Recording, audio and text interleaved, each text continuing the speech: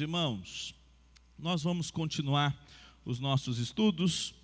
Hoje nós vamos dar continuidade ao capítulo 21 do culto religioso e do domingo.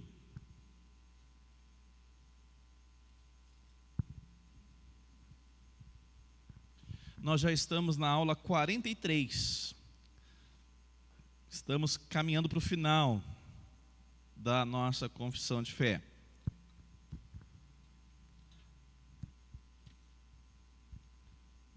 Nós vamos dar continuidade. Nós paramos domingo passado na pergunta,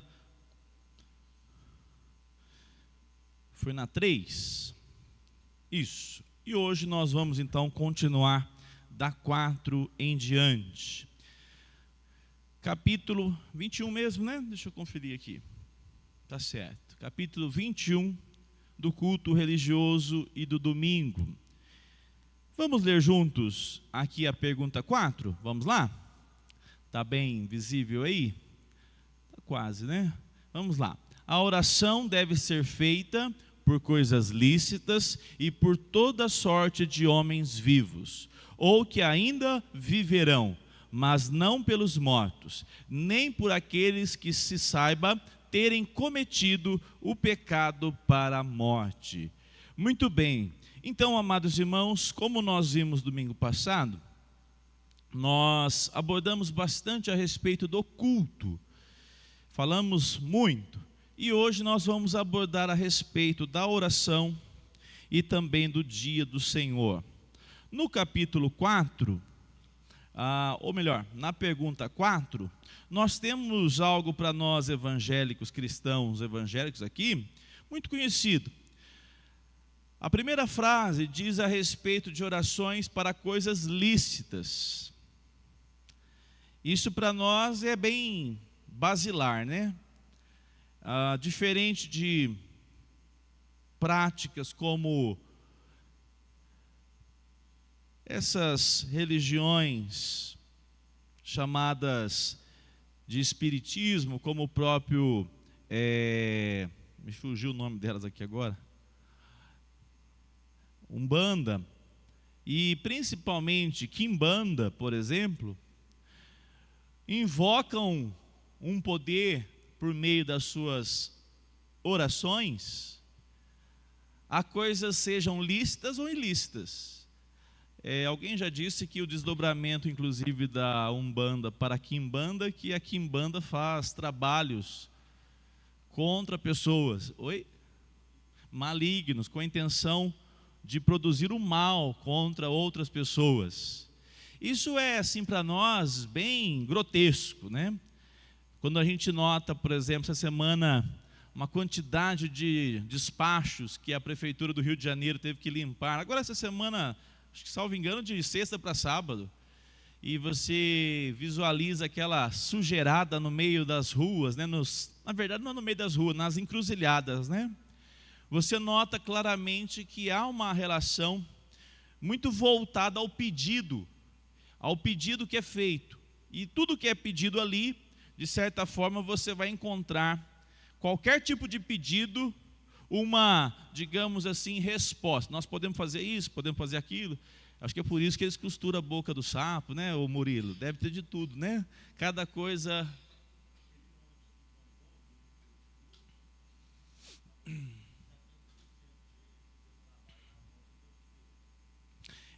O que acontece é que essas situações no Brasil são muito conhecidas, quando se trata a respeito do espiritismo, né? Nós estamos falando a respeito desses contextos de Umbanda, principalmente, trabalhos, Quimbanda, né? Que fazem, sejam eles coisas dignas ou não, como diz o texto aqui da confissão, lícitas ou não. Nós, crentes no Senhor Jesus, temos as Escrituras E nós, claro, temos o direcionamento da palavra de Deus, até porque nossa oração não é feita a qualquer um Deus minúsculo, mas ao Deus Criador dos céus e da terra, a pessoa do Pai, do Filho e do Espírito Santo. A oração deve ser por coisas lícitas e por toda sorte de homens vivos, ou que ainda viverão. Ou seja, nós podemos orar sobre aqueles que estão aqui e podemos orar também, inclusive, por aqueles que vão chegar. Afinal de contas, Deus pode fazer com que pais tenham conhecimento de pais que oraram muito tempo para que Deus enviasse um filho, uma filha, e Deus respondeu. Deus é um Deus de milagre. Então nós podemos e devemos orar, se assim essa for a necessidade. Diz o versículo: não pelos mortos, nem por aqueles que se saiba terem cometido o pecado para a morte. Nós vamos tratar no finalzinho sobre isso. Então vamos ler nossos versículos. 1 João 5,14. E esta é a confiança que temos para com Ele, que se pedirmos alguma coisa segundo a sua vontade, Ele nos ouve. É justamente a maneira de orarmos confiados que Deus vai nos ouvir e nós seremos atendidos, se isso for da sua vontade sobre as nossas vidas. É uma relação paternal. A criança que pede qualquer coisa sem discernir se de fato será bom para ela. Quem tem que fazer isso? Os pais, os responsáveis por dizer: opa, isso aqui não está na hora, porque vai te fazer mal, isso aqui não é momento. E o que acontece assim, então? A criança vai receber de acordo com a maturidade, o desenvolvimento. A nossa oração deve ser sempre madura nesse sentido. Nós devemos apresentar diante do Senhor algo que nós necessitamos, ansiamos, mas nós devemos confiar: Senhor, que eu não ache, que eu não tome pressa em agir sem antes o Senhor de fato entregar, responder às minhas orações. Muito bem, versículo de 1 Timóteo 2, 1 e 2, quem pode ler, por favor? Amém. Notem que as orações devem ser feitas por todos, intercessões, ação de graça, em favor de reis, de todos os que se acham investidos de autoridade. A nossa postura como servo de Deus é orarmos pelos nossos governantes, é orarmos por aqueles que estão investidos de autoridade. E essa é uma relação confiados nós na providência de Deus. Foi Deus que permitiu eles estarem ali, seja para qual for o fim, para a nossa própria disciplina de uma nação, mas nós devemos orar para que Deus possa dar graça, Deus ter misericórdia, Deus possa nos dar governantes. E o versículo diz: para que vivamos vida tranquila e mansa, com toda piedade e respeito. Um outro aspecto que aborda aqui é a respeito da oração em favor de todos os homens. Às vezes nós queremos colocar na categoria, né? Por exemplo, acabei de citar, então essa prática da Umbanda, aí eu vou dizer: não, se eu tenho uma pessoa que eu conheço, ela é da Umbanda, nossa, eu nem oro por ela. Não, está errado. Está errado. Nós devemos orar por todos. E se aquelas pessoas fazem parte de um ambiente que você sabe, eu entendo que claramente você deveria dizer: Senhor, abre os olhos do coração dela. Senhor, tenha misericórdia dessa pessoa. Trate ela com o tamanho amor e atenção que ela diga: eu acredito que de fato você está orando por mim lá, né, na sua vida cristã. Mesmo sabendo que eu sou do ocultismo, seja de onde for, a nossa postura de orarmos por todas as pessoas deve manifestar essa graça que nos chamou, sendo nós também tão miseráveis pecadores. Essa relação é muito interessante, porque se viveu por muito tempo no Brasil, esse, digamos assim, esse gueto. Os cristãos, eles não oram nem pelo vizinho, porque ele veste todo de branco, né? Aí, uma vez alguém disse assim que é uma pessoa muito bondosa, graciosa com ele, e sempre via as práticas com roupas brancas, como eles normalmente usam. E aí a pessoa citou assim: nossa, mas se você vê ela durante a semana, você não acredita, como é uma pessoa educada. E tem essa situação, porque a religião dele é a religião do ocultismo, do espiritismo, e ficou bastante admirado com a postura da pessoa. Eu repito, tem pessoas que nós deveríamos, já que somos próximas delas, de qualquer tipo de ambiente, demonstrarmos a ela amor do Senhor Jesus, deixarmos as marcas do Senhor Jesus. É claro que se você entrar numa conversa e tiver um diálogo, você vai dizer: eu creio na palavra de Deus, a palavra de Deus apresenta assim, assim. Se ela se interessar então por saber mais, aí você vai até se preparar e falar assim: olha, a palavra de Deus diz assim, assim. Mas jamais, em nenhum momento, negarmos a abertura, principalmente para a oração. Afinal de contas, por exemplo, você vai conversar com alguém e ela é totalmente radical. Aí você diz: nossa, mas essa pessoa não tem nem abertura para conversar. O que nós vamos fazer por ela se a gente tem que relacionar com ela? Se a gente gosta dela, o que nós vamos fazer? Orar por ela, exato. Oi, Paulo, chamou, meu irmão? Pastor, o senhor comentou aí no início da preleção a respeito do Rio de Janeiro, né, dos diversos despachos e tal. E Uberlândia também tem muito, né? Aqui nós temos vários, aqui no bairro mesmo tem vários centros aí, espíritas e nessa matriz, né? Aliás, eles dizem que se fosse bom, não era macumba, né? Seria boa cumba. É verdade. Esses dias atrás, logo nós chegamos aqui, eu fui dar uma volta aqui na região, e o engraçado que evangélico é assim, aí você passa e vê uma igreja universal, por exemplo, tem uma aqui mundial aqui, que eu sei onde é. Na hora que eu passo na porta, não é o mesmo sentimento de botar a mão e já querer pedir repreensão no nome de Jesus, e deveria. Aí eu dei a volta no quarteirão, e eu achei um murão bem alto, um pote bem grande, pendurado. Eu falei: eita, esse aqui é do outro lado, né? Essa aqui é a turma do outro lado. Teve um irmão que passou lá e falou assim: pastor, eu passo lá, dá uma vontade de dar uma pedrada. Eu falei: não, rapaz, faz isso não. Faz isso de jeito nenhum. Por quê? Porque se tem uma maneira que nós vamos demonstrar o evangelho, é pelo amor, pela misericórdia, pelo diálogo.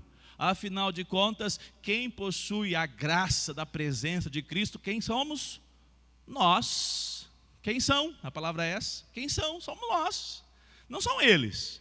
E ontem eu fui pregar no acampamento, eu não citei isso, não, até me esqueceu, eu acho que eu vou pregar, eu vou falar novamente, segunda-feira eu vou voltar lá à noite. Vocês me fizeram lembrar agora, Paulo, o macumba. Porque é o seguinte, esses tempos atrás eu ouvi uma pessoa contando que um momento de acampamento de jovens fez os jovens orar a madrugada todinha.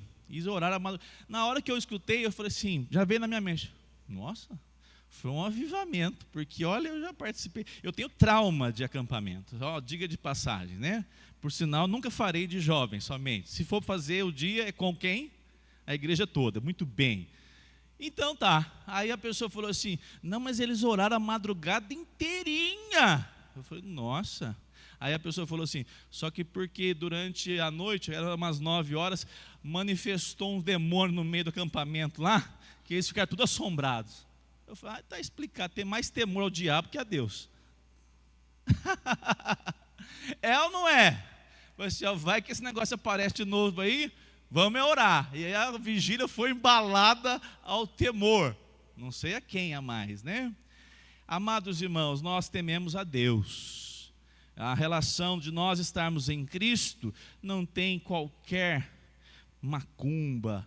Nós temos que pensar: eles estão enganados. Nós vamos apresentar o Evangelho do Senhor Jesus. Muito bem, vamos caminhar. João 17:20. Quem pode ler, por favor? Olha que lindo isso aqui. Palavras do Senhor Jesus. Lembrei novamente, eu era menino e um dia vendo o carnaval, e aí acho que minha mãe desligou, agora é carnaval. E eu falei, nossa, mas vai passar carnaval até terça-feira. E eu fiquei bem indignado, e não podia assistir mais nada, não tinha TV a cabo, né? E eu falei assim, ô mãe, por que Deus não pega uma bola de fogo e joga na Sapucaí? Não é uma boa? Aí ela respondeu, não, meu filho, tem muitos aí que vão largar para lá o abadá, como é que chama outras coisas? Nunca foi da escola de samba, Silvinho? Os camarotes, e vão se render a Jesus Cristo. Tem muitos aí que estão perdidos, que vão se achegar ao Senhor ainda. Que Deus gracioso, não é? Que Deus misericordioso.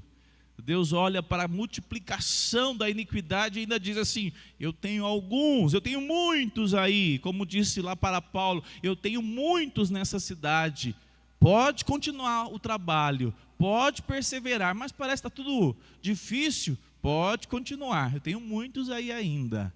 Louvado seja Deus. Essa palavra aqui é do Senhor Jesus. Não rogo somente por estes, mas também por aqueles que vierem a crer em mim, por intermédio de sua palavra.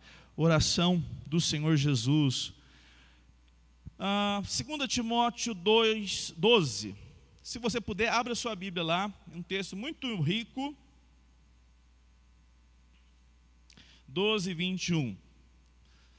Vocês lembram da angústia de Davi, quando o filho de Batseba estava doente? Nós temos aqui na quarta pergunta que nós não devemos orar pelos mortos. Perdão, falei 2 Timóteo, 2 Samuel. Vocês estão procurando Davi e Timóteo? Não, né? 2 Samuel 12:21 a 23. Eu vou ler. Estou na revista atualizada porque eu estou lendo diretamente aqui da confissão. Disseram-lhe os seus servos, que é isto que fizeste? Os servos estão admirados, porque ele passou dias, olha lá, pela criança viva, jejuaste e choraste, porém depois que ela morreu, te levantaste e comeste pão. Respondeu ele, vivendo ainda a criança, jejuei e chorei, porque dizia, quem sabe se o Senhor se compadecerá de mim, e continuará viva a criança? Porém, agora que é morta, por que jejuaria eu? Poderia eu fazê-la voltar? Ou eu irei a ela? Eu irei a ela, porém ela não voltará para mim. Olha só, um texto categórico da palavra de Deus a respeito das orações para os vivos e não para os mortos. Davi estava extremamente angustiado. O contexto aqui diz que os servos não sabiam o que fazia, porque o menino não melhorava, a criança não melhorava. Cada vez mais Davi se retirava, não comia nada, e quando veio a notícia, a criança morreu. Os servos pensaram, agora quem vai morrer também é o Davi. E o texto apresenta um ensino claro. Davi, com todos aqueles dias em oração, quando recebe a notícia, ele cessa a oração. Ele compreende, Deus cumpriu a sua vontade. Um dia a encontrarei. Não é o que o texto diz? Ela não vem mais a mim, eu irei a ela. Eu sempre digo, né? Por isso que nessa época do carnaval também é tão complicado, né? A quantidade de gravidez indesejada e que vai apontar depois para uma questão de saúde pública, não só um caos moral, onde crianças e espiritual, onde crianças são retiradas do ventre, são mortas, assassinadas por meio dos abortos que são cometidos. Toda criança que é gerada, toda criança que é morta, como foi essa tragédia lá em Tumbiara, nós não precisamos orar mais. Nós devemos confiar que estão no Senhor. Eu entendo que as crianças, sobretudo, há uma relação direta do Senhor. Jesus disse claramente: deixai-as vir a mim. Deixai-as que elas venham a mim. Então, a relação direta de orarmos enquanto há vida, não depois que já morreu. Nós temos um outro texto, depois nós vamos ler no final em Hebreus. Mas vamos destacar aqui alguns outros antes. Deixa eu pegar aqui também Lucas 16. Não está aqui na confissão? Está sim. 16, 25. É outra passagem categórica. Quando o chamado mendigo faleceu, ou melhor, quando o rico faleceu, ele disse: deixa eu voltar, porque eu tive tudo, mas aqui é sofrimento. E aqui o texto, muitos vão apresentar como uma parábola. Tem alguns que dizem que é uma relação literal do ensino do que de fato. O que de fato nós temos que entender é que se aplica, seja uma parábola, seja de fato um contexto real, o que é a morte para todos aqueles que, quando o Senhor diz, é o dia da morte, nada pode ser feito depois. Aqui é uma boa resposta para aqueles que acham que têm condições de poder trazer mensagens. Vocês lembram do contexto? Nós não vamos ler todo não. O rico disse assim: deixe que pelo menos eu volte para avisá-los. Eu tenho vários irmãos, não foi isso? E qual que foi a resposta de Abraão, que representa ali a pessoa de Deus? Eles têm os profetas, têm os apóstolos. Eles não creem nem com eles pregando, quanto mais se você for lá avisá-los. Eles não crerão. A palavra de Deus está deixando claro, apontado, que não há nenhuma possibilidade de uma oração ser feita para alguém que já morreu e ser atendida, porque essa relação já se consumou. A nossa caminhada de oração é aqui na terra, é enquanto estamos vivos, e isso é muito marcante para nós, né? Oi? Deixa só o Felipe rapidamente chegar. Roberto, por favor. Isso também quebra também o argumento do purgatório, né? Que a Igreja Católica fala muito que você tem que orar pelaquela pessoa que morreu para que a alma dela possa ter paz e sair daquele lugar do purgatório. Exato, exato. Deixa eu ver se eu pego. Cadê aqui o texto que fala em 1 Coríntios? Nós pregamos palha, pedra. Onde que está 1 Coríntios? Me ajudem aí. 1 Coríntios, onde o Senhor vai avaliar a obra de cada um. Achei. 1 Coríntios capítulo 3. Abram todos aí. Notem o capítulo 3 de 1 Coríntios. Vocês estão com a sua Bíblia? Como é que chama aí a Sociedade Bíblica? Colocou Cooperadores de Deus, o título, não é assim? Se você observar bem, porque nós temos que ler a Bíblia no seu contexto, certo? Olha lá. O texto está apresentando que Paulo trabalhou muito. Aí verso 4. Quando alguém diz eu sou de Paulo, outro diz eu sou de Apolo. Verso 5. Quem é Apolo? Quem é Paulo? São servos, por meio de quem vocês creram, e isto conforme o Senhor concedeu a cada um. Aí o versículo 6, muito famoso. Eu plantei, Apolo regou, mas o crescimento veio de Deus. De modo que nem aquele que planta é alguma coisa, nem o que rega, mas Deus que dá o crescimento. Ora, o que planta e o que rega são um. Mas vamos continuar.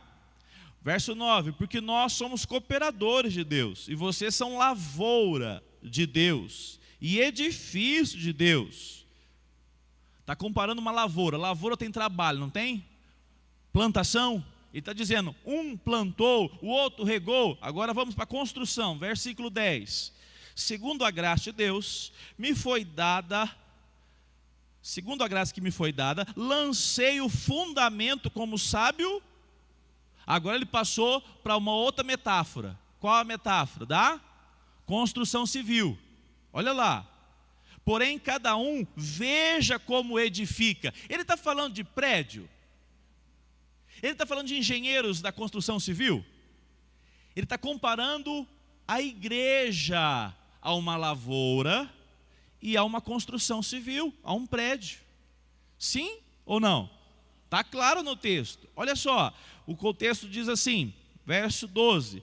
E se alguém edifica sobre o fundamento, é ouro, prata preciosas, madeira, feno ou palha. A obra de cada um se tornará manifesta, pois o grande dia, a demonstrará. Porque será revelada. O que será revelada? As obras, pelo fogo, para poder apurar. O que fazia para apurar até hoje, né? Um metal precioso? Tira o quê? As escórias com o fogo, as impurezas. Olha lá agora versículo 14. Se aquilo que alguém edificou sobre o fundamento permanecer, esse receberá recompensa. Se a obra de alguém se queimar, essa sofrerá dano. Olha só, se a obra de alguém se queimar, eu pergunto para vocês,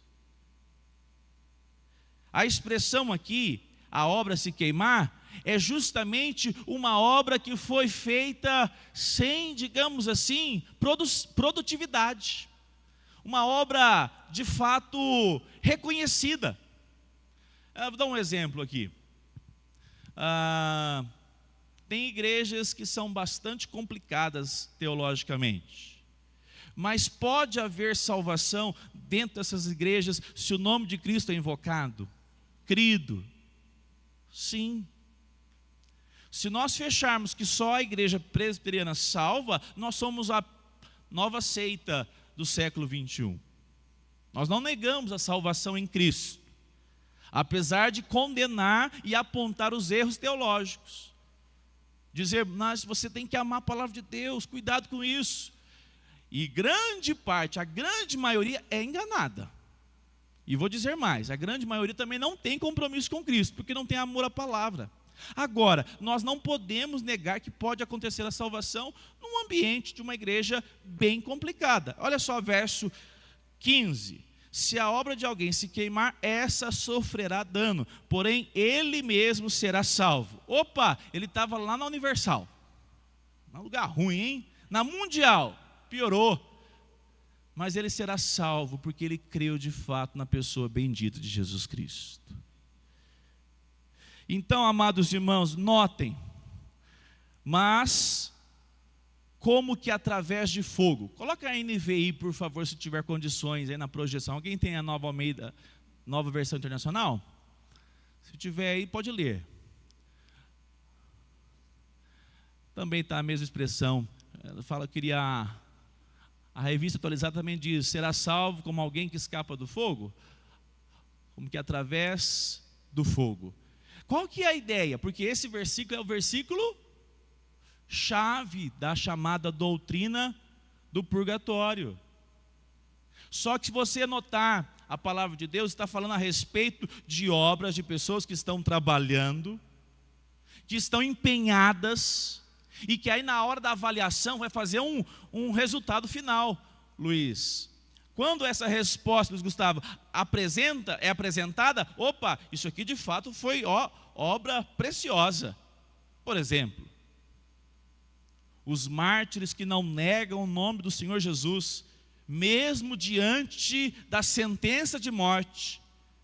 Quantas cidades, países foram sacudidos com o testemunho de crentes que não negaram o Senhor Jesus, mesmo toda a família sendo morta. Você acha que esse trabalho é um trabalho sem valor? É um trabalho feito, Paulo está dizendo, como ouro, como prata, como uma colheita, um trabalho que deu uma lavoura, deu um resultado, uma lavoura maravilhosa. Os frutos vão se perpetuar durante séculos. O exemplo mais famoso que eu conheço, John Huss, o famoso ganso, que disse: eu não posso negar o ensino da palavra de Deus. E foi queimado numa pira. E até dizem que cada vez que queimava, exalava um aroma perfumado, que as pessoas diziam, mas que cheiro é esse? Porque normalmente pele humana não tem esse cheiro, não. E a Morávia, a Boêmia, o leste europeu, conheceu os discípulos de John Huss. Foi culminar depois lá, junto com o conde Zinzendorf, os chamados moravianos. Essa é uma outra história para um outro momento. Fala, Felipe. Por favor. Oi, Paulo. Então, já a fala da Roberta sobre o purgatório, ano passado eu me deparei com uma situação que eu não havia visto. Um militar, que o pai já havia falecido há uns 5 anos, na semana ali que antecede ao dia de finados, todos os dias eles iam ao cemitério rezar pela alma do pai, né, para sair do purgatório. Mesmo o pai tendo falecido já há uns 5 anos e não tendo sido enterrado em Uberlândia, né, em outro município, mas, segundo ele, que é bem praticante, que era uma prática da Igreja Católica de rezar pelos mortos ali para que saiam do purgatório. Exato, exatamente. Essa prática do purgatório é uma oração para aquele que ainda necessita chegar a Deus. Então nós, pela palavra de Deus, negamos. E o contexto aqui que diz que será salvo como através do fogo. Está apertado, está uma situação difícil, mas ele foi salvo, foi apertado. Não está falando a respeito de passar em purgatório. Está falando a respeito aqui de uma relação onde Cristo salva, porque o poder do sangue de Cristo é para salvar de todos os pecados. Agora, nós não temos condições alguma de orar por alguém que já faleceu, já morreu. Nós não encontramos, a Bíblia, ela é a palavra de Deus, mas também ela pode ser a mãe das heresias. Um versículo fora do seu contexto, um versículo isolado, se torna um grande pretexto. A palavra de Deus tem que ser avaliada de Gênesis e Apocalipse. Você não encontra essa relação doutrinária da palavra de Deus de qualquer possibilidade de orar por aqueles que já morreram, ainda mais poder interceder para que aconteça alguma coisa boa com ela ou com ele. Por isso a importância de nós pregarmos o Evangelho hoje. Está com vida, é um tempo da oportunidade. Muito bem? Então vamos lá agora vamos para 1 João 5,16. Pastor. Oi?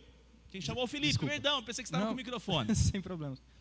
Mas até complementando o que o irmão Paulo tinha falado, existe uma obra bastante conhecida, assim, se fala muito dela, que é a Divina Comédia, do Dante Alighieri, que é um poeta ali do século XIII, XIV, que escreveu a Divina Comédia se colocando como personagem principal, personagem que entra no inferno, passa pelos 9 círculos do inferno, como eles compreendiam naquela época, e foi uma obra que consolidou meio que essa ideia, sai do inferno, passa pelo purgatório e vai até o paraíso.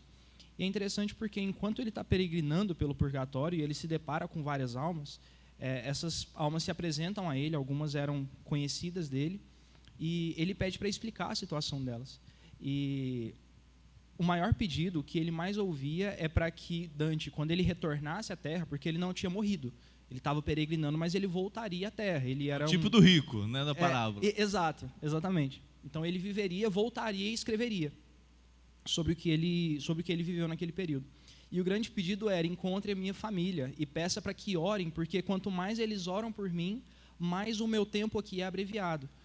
Parece que a ideia é que eles passam no purgatório o mesmo período que eles passaram em vida. Então, se morreu com 80 anos, você passa 80 anos pelo purgatório, 70 anos no purgatório. Esse período seria abreviado, somado ao valor que a família daria à igreja também. Então, tudo isso ajudava a passarem menos tempo no purgatório. E isso forma, né, a visão teológica de uma igreja, né? Nesse contexto, o catolicismo ele tropeça, porque a palavra de Deus ela não apresenta qualquer possibilidade após a morte da pessoa tomar decisão por Cristo. Olha lá Hebreus 9:27 para a gente adiantar.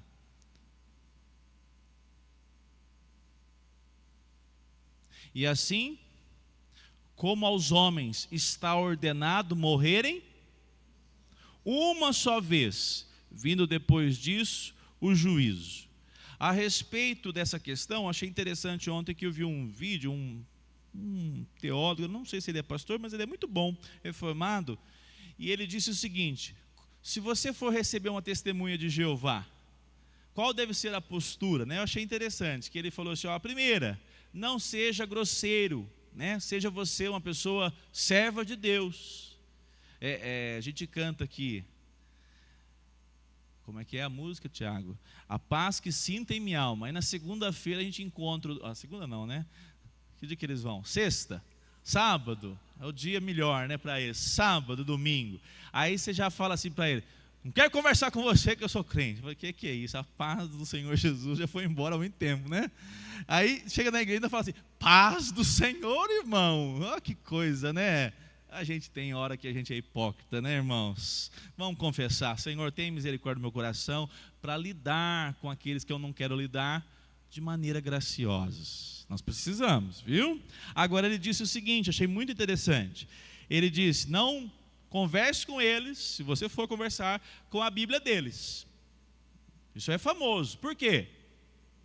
A tradução deles, ela é péssima e reconhecida por todas as igrejas. Há uma tradução onde eles colocam e acrescentam palavras que mudam o contexto. Ou seja, se você vai fazer um ensino, faça da maneira que te apoie naquilo que você acredita. A tradução deles, ela é toda direcionada. Então, tem a sua Bíblia. E se você então for conversar, a primeira coisa que você vai contar para ele é o seguinte: olha, eu sou uma pessoa pecadora, mas vou te dar um exemplo, não sou eu não, eu queria saber a resposta que vocês têm. Aí ele disse o seguinte: uma pessoa que matou, uma pessoa que foi mal, terrivelmente mal, dava golpe nas pessoas, terrivelmente desesperada por encontrar satisfação nessa vida, nos prazeres dessa vida, e essa pessoa é acometida de uma doença mortal, e ela tem poucos dias para permanecer viva, mas ela quer salvação. O que eu preciso fazer? Eles não têm respostas, porque eles vão responder: não, você tem que vender o livrinho, você tem que fazer algumas obras assim, mas não tem tempo mais, já está internada. Eu achei muito interessante, porque eles negam a suficiência da obra de Cristo no Calvário. E nós acabamos de ver, quando nós falamos a respeito, não, é porque nós vamos orar por alguém que ainda já está lá no purgatório, nós estamos negando a suficiência da pessoa de Cristo em vida. A pregação do Evangelho é hoje, o arrependimento para a pessoa de Jesus Cristo é hoje, não pode ser amanhã, tá bom? Então é interessante isso, pastor, negar. Fala, Marquinhos. É interessante que às vezes a maneira como a gente lida com as pessoas de fora da fé pode mostrar mais a respeito acerca da nossa pessoa do que da outra pessoa, porque a palavra de Deus fala que todos estão mortos nos seus delitos e pecados, então todos de fora são considerados iguais, A gente é que é chamado para ser diferente, como novos nascidos em Cristo, E daí a gente pode começar a observar como está o nosso coração, né? Porque o Senhor Jesus fala que a boca fala que o coração está cheio. Então, a partir do momento que o Senhor Jesus enche o nosso coração, nos alegra falar dele, das coisas do reino, e daí começa com os de casa, né? Começa com os da igreja, né? Nós temos a alegria de falar de Cristo, das obras de Cristo, do Evangelho, e isso é inevitável que transborde para fora, né? E então entra no nosso coração, né? Assim deve ser, o sentimento de um sentimento prévio de irmão, de considerar o outro, mesmo que ainda não conheça a fé, um amor de irmão, né? Querer que ele conheça o Pai, querer que ele conheça o Evangelho, né? A gente sabe que legalmente ainda não é considerado irmão, mas para o evangelismo, para que nós compartilhemos o Evangelho, né? Ter esse amor verdadeiro para com ele, para a gente poder realmente, né, compartilhar as alegrias do reino, as boas novas de salvação, né? Exatamente. Nós temos que ser o bom perfume de Cristo. Não tem jeito, irmãos. E os irmãos lá, tudo torto, um monte de heresia. Eu penso que a nossa postura é sermos firmes, dizer, eu penso assim, assim, assim, assim, mas deixar o amor de Cristo. Porque senão nós também seremos aqueles que negam o envio do Senhor Jesus, quando nós somos convidados a de fato ser luz do mundo, sal da terra. E eu não tenho dúvidas, muitas pessoas são impactadas por meio do amor demonstrado, a atenção, a intercessão. E é claro, ninguém começa conversando sobre a teologia da pessoa. A primeira coisa que nós precisamos ganhar é o coração da pessoa, a atenção daquela pessoa. E talvez seja justamente o que nos falta muitas vezes, né? Nós temos que ter de graça do Senhor Jesus. Vamos ler aqui então 1 João 5,16. Porque aqui a confissão diz o seguinte: nem por aqueles que se saiba terem cometido o pecado para a morte. Se alguém vê o seu irmão cometer pecado que não leva à morte, pedirá e Deus dará vida a esse irmão. Notem, meus irmãos, está falando de alguém que é um irmão na fé, e que aí você vê ele cometendo um pecado, seja ele qual for, você deve orar por ele. Senhor, traz discernimento para ele, traz lucidez, graça, para que ele não caia nesses erros. Agora olha só, interessante essa afirmação do apóstolo. Isso aos que cometem pecados que não levam à morte. Há pecado que leva à morte, e por esse não digo que se deva pedir. Então, o apóstolo está dizendo, tem alguns que vão ser rebeldes, eles vão pecar negando o poder da palavra de Deus, e eles vão permanecer negando. Agora, nós temos que ser sinceros e honestos em tudo. Como é que nós vamos discernir isso? Eu tenho convicção que esse contexto aqui é para um apóstolo daquele contexto ali, naquele momento. Dá para eu discernir que uma pessoa é dura de coração a vida toda e que o Senhor não pode transformá-la? Eu penso que é perigoso nós julgarmos assim, não vou orar por ela não, porque já faz 5 anos que eu oro, nunca mudou. Ora 10, ora 20, ora 30. A relação está, nós devemos colocar, Senhor, eu apresento ela diante de Ti, eu a amo, eu desejo que o Senhor alcance ela com salvação. Não pode ser desculpa para dizer, mas ele é tão arredio, a família é assim, assado. Isso, amados irmãos, são limitações que nós encontramos. Se o Senhor desejar salvar, Ele salva, Ele alcança, Ele transforma. Então, nós temos que tomar cuidado com isso. Talvez, né? Uma vez uma mulher disse assim, eu ouvi, não foi no nosso meio não, tá? Eu confesso que isso não foi no nosso meio. Aí a pessoa disse assim, pastor, eu estou numa oração essa semana, estou orando por tudo, estou orando até para o diabo se converter. Aí não, né, irmã? Aí não. Aí ela avançou, né? A oração, é justamente para que o evangelho alcance aqueles que são criados à imagem de Deus e que foram colocados nesse mundo como coroa da criação, é o ser humano. Então, por exemplo, alguém que é preso, a gente tem um coração odioso, e tem coisas que nos provocam o ódio mesmo. Mas a primeira coisa que nós deveríamos fazer por alguém que a gente vê uma atrocidade e que a gente não tem vontade de fazer, é orar. Eu já tenho convicção disso, porque quando nós oramos por uma pessoa perdida, se essa pessoa se arrepender dos seus pecados, o diabo é envergonhado. Toda aquela relação de produção, de desgraça, é abandonada. E isso glorifica o nome do Senhor.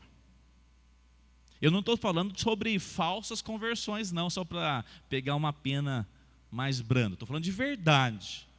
Então, amados irmãos, e vou dizer, eu também, por exemplo, no Brasil, eu sou a favor da prisão durar pelo menos uns 50 anos para cada preso que cometeu algo muito forte e pesado.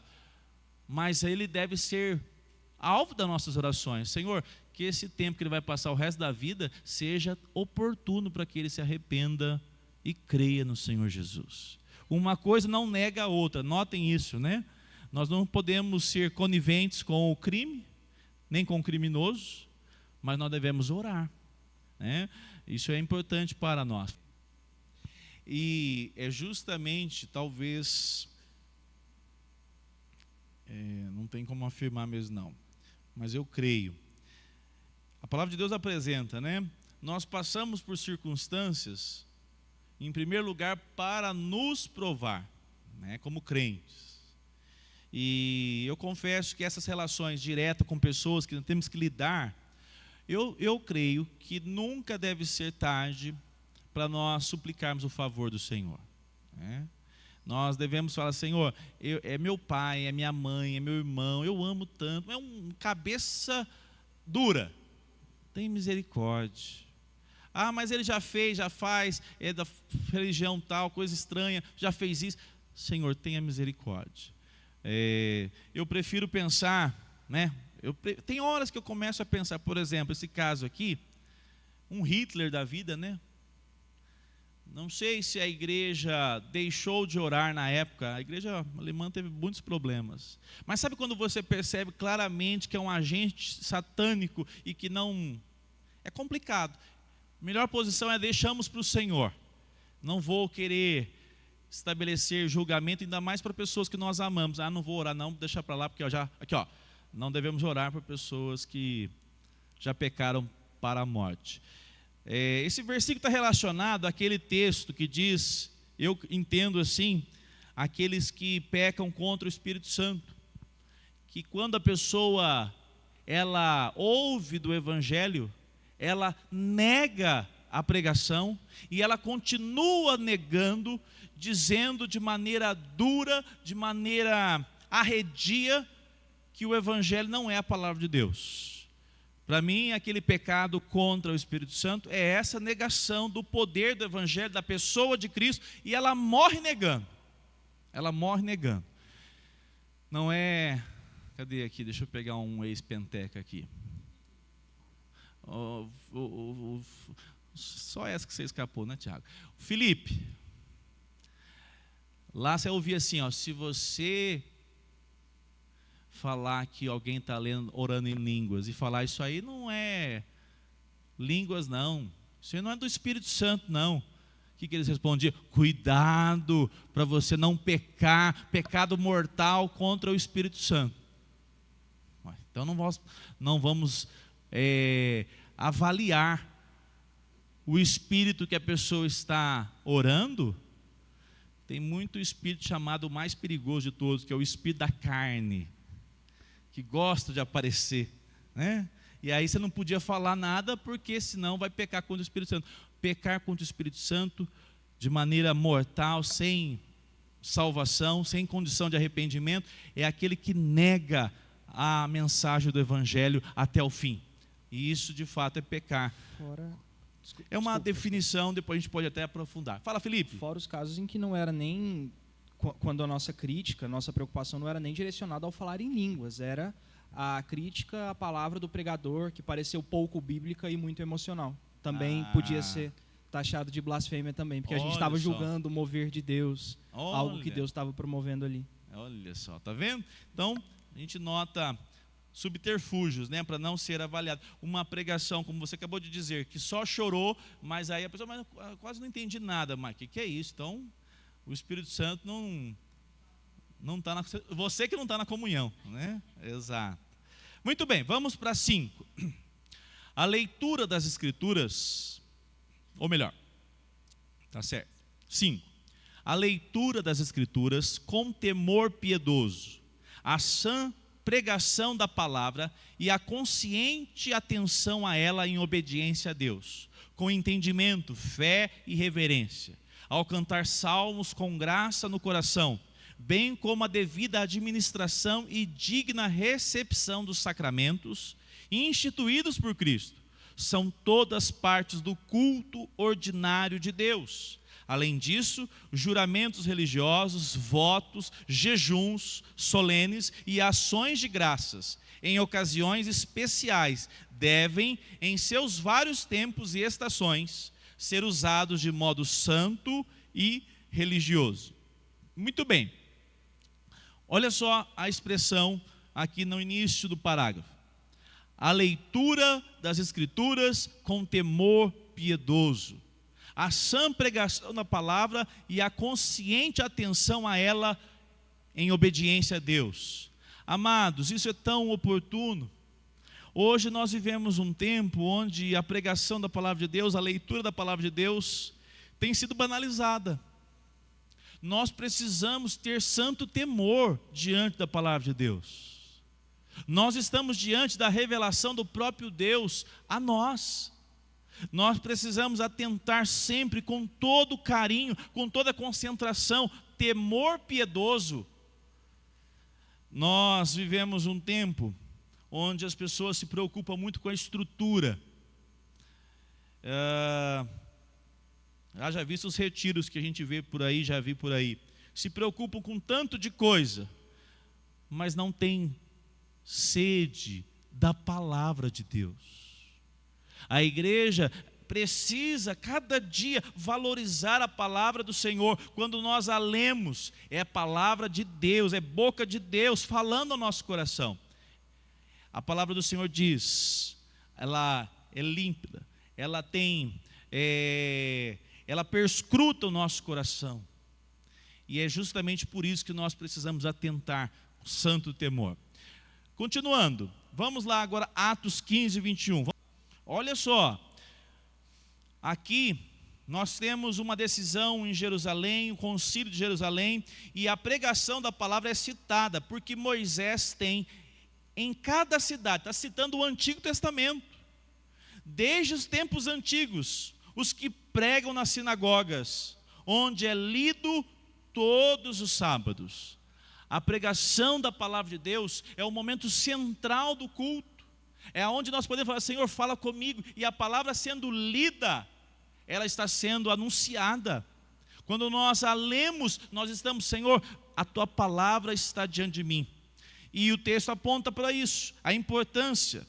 Apocalipse 1:3. Amém. Bem-aventurados aqueles que leem e aqueles que ouvem as palavras da profecia. Amados irmãos, eu repito, uma vez uma pessoa disse, mas por que você vai para o seminário? Como é que você vai estudar a palavra de Deus? Eu falei, fiquei bem em choque na época. Aí logo depois eu percebi. A igreja dele não abre a Bíblia para ser pregada, exposta.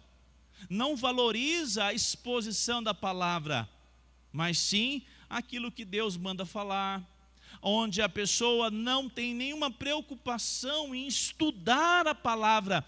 Irmãos, os judeus, eles memorizavam, falavam de coração as Escrituras.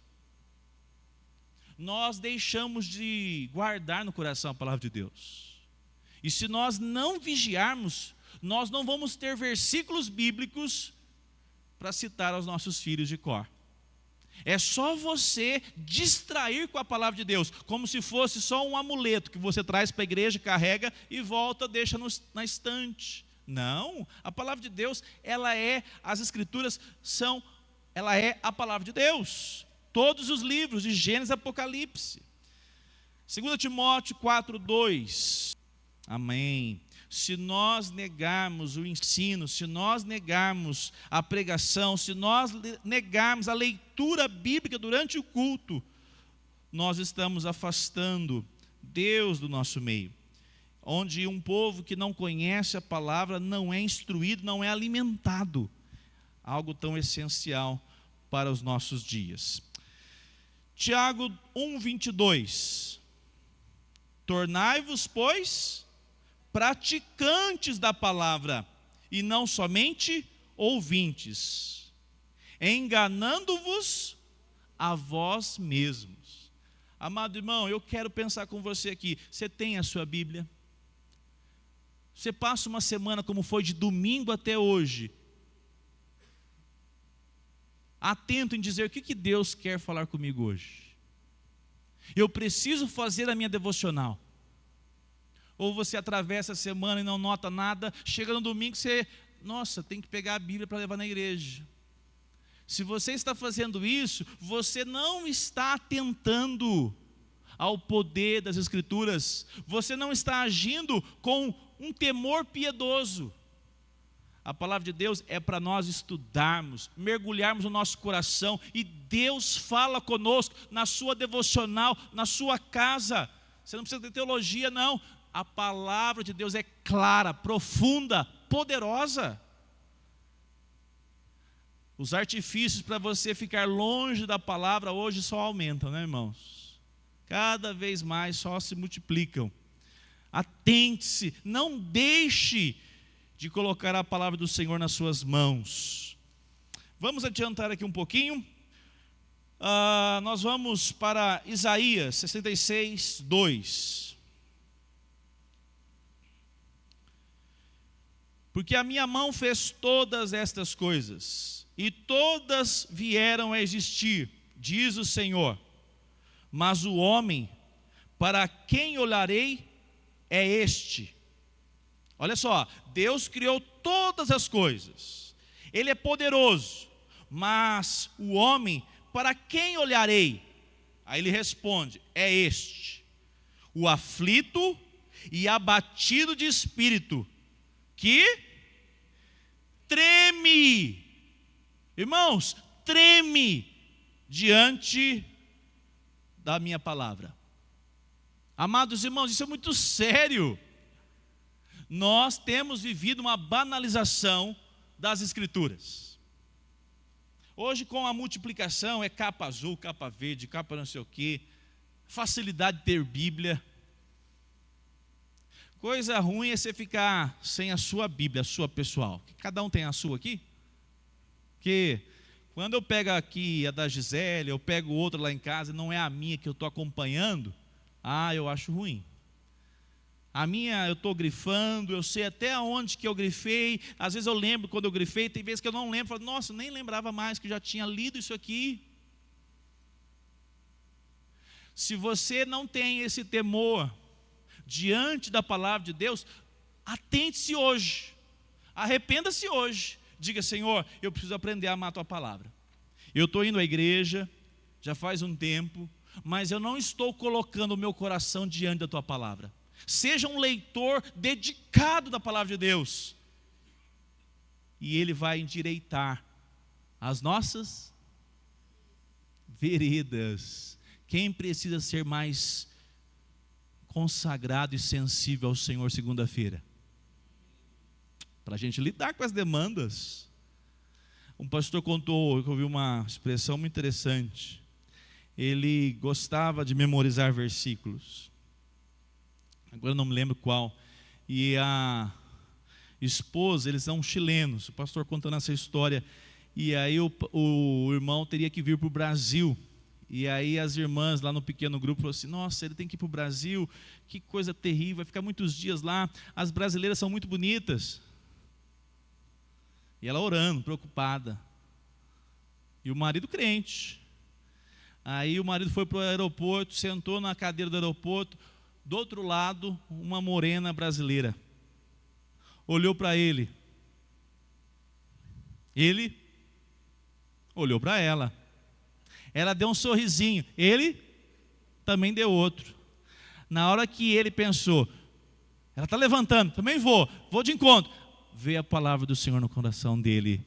Lâmpada para os meus pés é a tua palavra, e luz para o meu caminho. A hora que ele estava de encontro, ele virou e foi para o outro caminho e foi embora. Nunca mais viu aquela mulher. Quem faz de você crente não é a sua experiência de vir todos os domingos. Quem faz de você preparado para resistir às tentações, às ações do seu coração, é a palavra de Deus. Guarde no seu coração a palavra do Senhor, porque no momento de maior conflito, você encontrará saídas para a sua vida. Como nós precisamos do poder da palavra de Deus na nossa mente, no nosso coração, para nos livrarmos de qualquer tipo de ação mundana, carnal e maligna. Aqui nós vamos adiantar porque nós vamos terminar. Então é o seguinte, 6, vamos para o 6. Depois você pode ler em casa todos os versículos. Quantos estão com a confissão aí? Grifa aí, tá? Vê os versículos que você já leu, depois você lê em casa, faz a sua devocional. Olha só, você tem um texto para você fazer a sua devocional.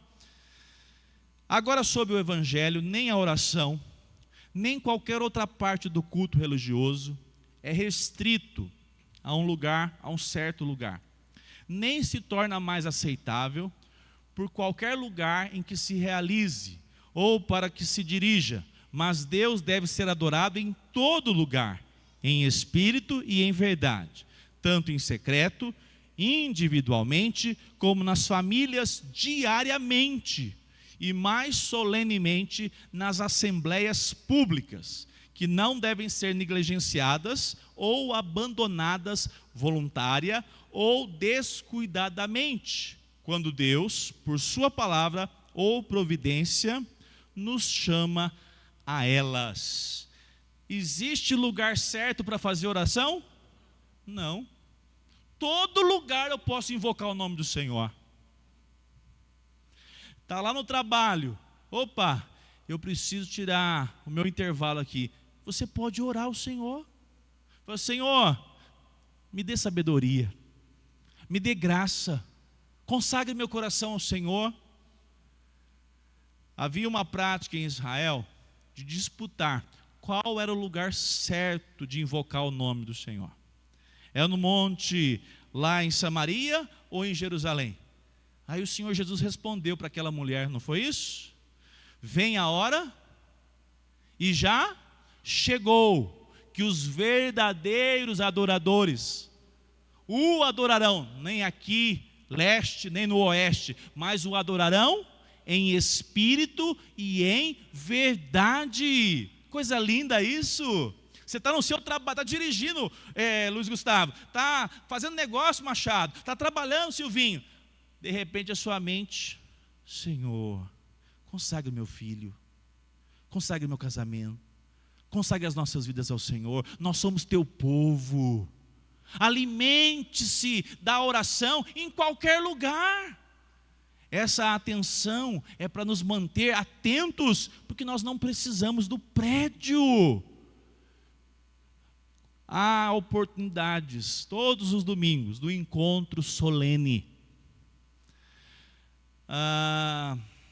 Na pandemia nós vivemos isso, né? Coisa terrível ficar longe do momento solene e comunitário. Mas nós temos um momento para nos reunirmos comunitariamente, em conjunto. O Senhor, diz o texto bíblico, ordena a sua bênção. Agora, precisa ser num prédio com cadeira e ar-condicionado? Precisa? É bom, mas não precisa. Não precisa. Está cheio de crentes que se reúnem debaixo de uma árvore. E é uma igreja com 20, 30 pessoas, 10, 100. Mas estão reunidos solenemente diante do Senhor. Se qualquer coisa interferir aqui no tempo, nós vamos para outro lugar. Nós somos a igreja do Senhor e podemos orar, porque o Senhor inaugurou, por meio da sua obra, esse acesso a Deus em qualquer lugar. Você não precisa lá mais para o Muro das Lamentações, colocar o seu papelzinho lá. Se você for e me contar isso, eu vou pegar um chicote. Nós não precisamos dessas orações de lugares mais consagrados que outros, pelo contrário. Para nós terminarmos, eu quero ler, nós não vamos nem citar aqui, eu vou para o 7. Assim como a lei da natureza, que em geral uma proporção de tempo seja separada para o culto de Deus, assim também sua palavra, por um mandamento positivo, moral e perpétuo, que obriga a todos os homens em todos os séculos. Ele designou particularmente um dia em 7 para ser guardado, santo para ele, o qual desde o princípio do mundo até a ressurreição de Cristo foi o último dia da semana. E desde a ressurreição de Cristo foi mudado para o primeiro dia da semana, que na Escritura é chamado de dia do Senhor, e deve continuar até o fim do mundo, como o sábado cristão. Amados irmãos, eu tenho dito isso muitas vezes, o domingo, dia do Senhor. Eu perguntei para os meninos essa semana, lá no legado, perguntei assim, quantos dias Deus construiu todas as coisas? Qual que é a resposta? Eles falaram, 7. Eu falei, não. No 7º ele fez o quê? Descansou. Nós somos chamados pelo Senhor a trabalharmos 6 dias e descansarmos no dia do Senhor, imitando o nosso Deus. Deus não colocou o descanso à toa, o descanso verdadeiro apontava para Cristo. Quando nós nos alimentamos de Cristo, o nosso coração e a nossa alma é fortalecida, amparada, e somos encorajados a continuar na caminhada cristã. Quando eu e você negamos o domingo, dia do Senhor, nós nos enfraquecemos, nós ficamos apáticos. Há uma relação direta do momento de adoração no dia do Senhor, onde Deus nos abençoa e cumprimos a sua palavra. Cumprimos o que Ele estabeleceu. Não foi homens que estabeleceram. A palavra de Deus nos aponta. Por que não o sábado, pastor? Porque o sábado foi até o dia da ressurreição do nosso Senhor. O dia que o Senhor Jesus ressurgiu dos mortos foi o domingo, e a igreja começou agora a guardar o domingo, porque o domingo é o dia da celebração da vitória do nosso Salvador Jesus Cristo. Que você não seja apenas um religioso, que diz, mais um domingo.